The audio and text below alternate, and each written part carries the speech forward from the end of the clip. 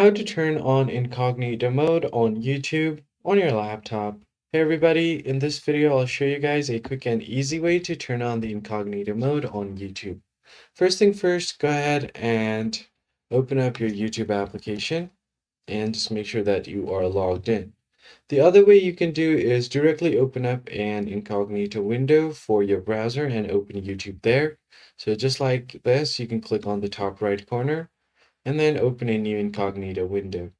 Here you can just search for youtube.com and you should be able to find different videos without having to worry about the search history or watch history being saved. So this is the first method. The second method is you could directly go to YouTube, then tap on your profile, and from here go to your data in YouTube. A different tab will open up from your dashboard.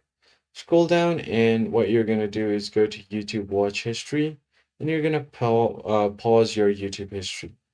So I'm going to click on YouTube watch history. If this is turned on, you just want to hit the turn off button. And now your video recommendations won't be based on your past videos.